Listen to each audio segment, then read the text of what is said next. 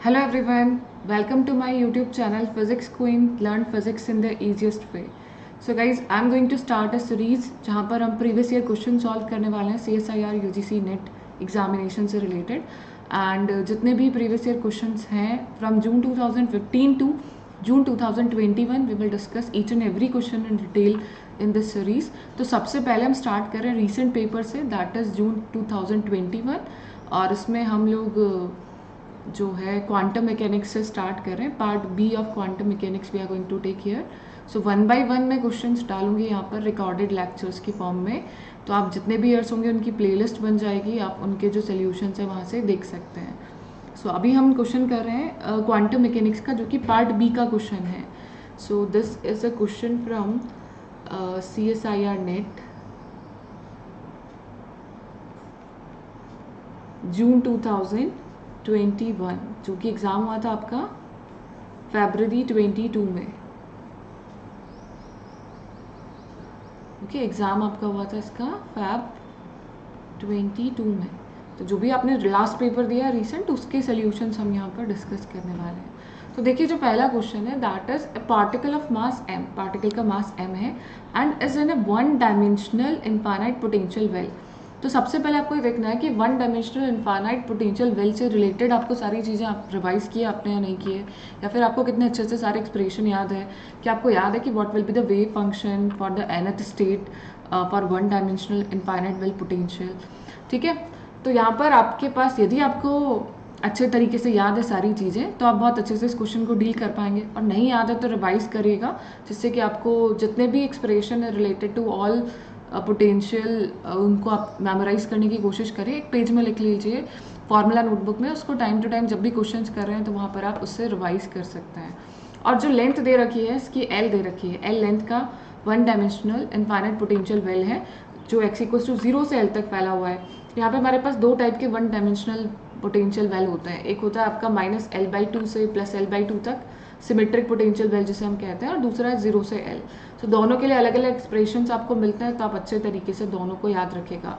मैं क्लास में आपको या अगला जब जो भी क्वेश्चन होगा उससे रिलेटेड वहाँ पर हम उसे भी रिवाइज कर लेंगे. So when it is in the energy eigenstate labeled by n equals to 1, 2, 3. So the probability of finding it in the interval 0 to L/8. अभी हमसे पूछा गया है कि भाई ये आपके पास एक पोटेंशियल वेल है, इसमें 0 से L/8 के बीच में होने की प्रोबेबिलिटी जो गिवन है दैट इज 1/8. आपको प्रोबेबिलिटी भी गिवन है. So the minimum value of n for which this is possible, यानी जो पार्टिकल की होने की प्रोबेबिलिटी 0 से L में 1 रहेगी. ठीक है, और ये बोले 0 से L/8 में होने की प्रोबेबिलिटी 1/8 है. तो उसके लिए n की जो वैल्यू होगी वो क्या होगी, कौन से nth eigen state, energy eigen state के लिए आपकी जो प्रोबेबिलिटी होगी इस इंटरवल में रहने की that will be 1/8. That you have to find out. I think question अच्छे से क्लियर होगा सबको. अभी हमें देखना है कि हम इसे प्रोसीड कैसे करेंगे. तो हमें पता होना चाहिए कि वन डायमेंशनल पोटेंशियल वेल के लिए जो आपका वेव फंक्शन होता है energy eigen state is given by psi n of x is equals to √2/L and sin n pi x upon L. Okay, I think सबको याद होगा ये अच्छे से, because it is very important wave function और energy eigen state corresponding to one dimensional potential. और one dimension से बहुत क्वेश्चंस आते हैं, हर बार आपको क्वेश्चंस मिलेंगे ही, तो इसके सारे जो रिजल्ट्स हैं उनको बहुत अच्छे से ध्यान में रखें, बिकॉज इट्स वेरी इंपॉर्टेंट. अभी आपसे पूछा गया तो प्रोबेबिलिटी का आपको फार्मूला पता होना चाहिए. That probability is going to be 0 to whatever limit you can take. तो 0 टू L, 0 टू इनफाइनाइट आप लेते हैं, तो 0 टू L आपका हो जाएगा. L से इनफाइनाइट में पोटेंशियल आपका कुछ वैल्यू रख रहा है, इन्फिनिटी है बाउंड्रीज पे, और यहाँ पर पोटेंशियल में वेल में आपका पोटेंशियल 0 है. तो 0 टू आपको यहाँ पर L/8 के लिए निकालना है. तो यहाँ प्रोबेबिलिटी आप लिखेंगे 0 to L/8 mod of psi nx square dx. So probability का फार्मूला रहता है psi nx square dx is probability. हमें सिर्फ देखना है 0 से L/8 में, and it is given to you 1/8. बस इतना काम आपको पता है तो क्वेश्चन आराम से सॉल्व हो जाएगा. बस अभी क्या करना है, इंटीग्रेशन कर देना इस फंक्शन का स्क्वायर करके, and you will get your answers. तो अभी देखिए क्या हो जाएगा. यहाँ पे प्रोबेबिलिटी 1/8 है, तो यहाँ पर हम जो फंक्शन है वो हमारा नॉर्मलाइज है, तो डायरेक्टली हम कर सकते हैं. यदि नॉर्मलाइज नहीं है then you have to do the normalisation first. तो यहाँ पे नॉर्मलाइज्ड वेव फंक्शन हमने याद रख रखा है एनर्जी आइगन स्टेट के करस्पॉन्डिंग nth स्टेट के लिए, और ये हमने नॉर्मलाइज किया है, आप देख सकते हैं अपने नोट्स में यदि आपके पास अवेलेबल है। तो बाकी आपने जहाँ से भी पढ़ा है तो इसको नॉर्मलाइज्ड वेव फंक्शन है।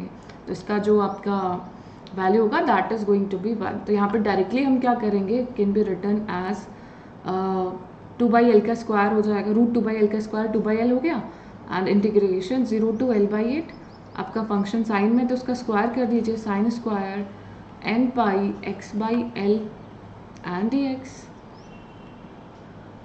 ओके, तो अभी आप इसे क्या लिख सकते हैं, you can write this one as 2/L integration 0 to L/8, और आप इसे लिख सकते हैं 1 minus cos 2n pi x/L and divided by 2। ठीक है, ऐसा लिख सकते हैं आप इसे।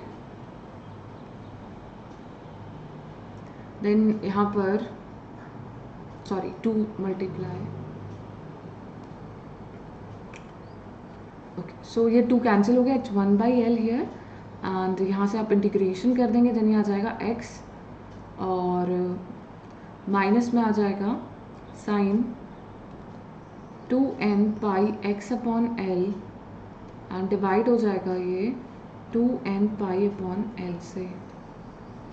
ठीक है, एंड लिमिट लगा देंगे अब 0 to L/8।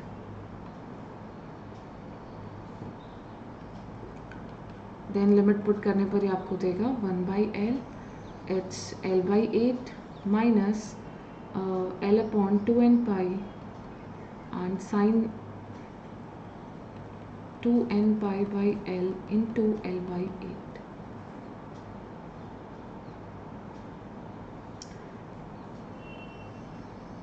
So the next step, it is equals to 1/8, आप इसे 1/8 के इक्वेट कर देंगे, एंड L यहाँ से कैंसिल हो गया है दोनों जगह से। देन यहाँ से 1/8 इक्वल्स आ गया है 1/8 minus 1 upon 2n pi and sine n pi by 4। Okay, so यहाँ से हमें रिजल्ट मिल रहा है बहुत important, that sine n pi by 4 is going to be 0। इस क्वेश्चन को करने की शॉर्ट ट्रिक भी है जो मैं आपको और किसी वीडियो में बताऊंगी। अभी डिटेल सोल्यूशन पे फोकस करेगा क्योंकि अभी आप रिवाइज कर रहे हैं। We will have so many tricks जिनको हम नेक्स्ट सीरीज में डिस्कस करेंगे। So sine n pi by 4 यहाँ पर 0 हो गया, तो हम यहाँ पर इसको क्या लिख सकते हैं, साइन m pi लिख सकते हैं। तो n pi by जो 4 है that is equals to m pi, तो यहाँ से आपका जो n है that is going to be 4 of m। तो n जब 4m के इक्वल है तो मिनिमम वैल्यू m की 1 से शुरू हो सकती है।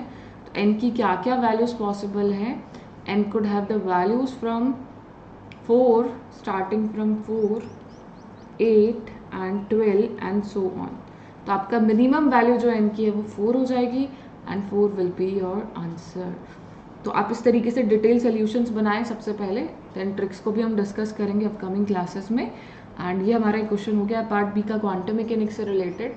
तो आप में से यदि कोई भी डिटेल कोर्स देखना चाहता है किसी भी यूनिट का, I covered all the 9 units there, so आप अनअकैडमी प्लस और आइकॉनिक पे सब्सक्राइब कर सकते हैं। आप लोग रेफरल कोड यूज़ करना ना भूलें, सुरभि लाइव फॉर 10% डिस्काउंट। इससे आपको 10% का डिस्काउंट मिल जाएगा।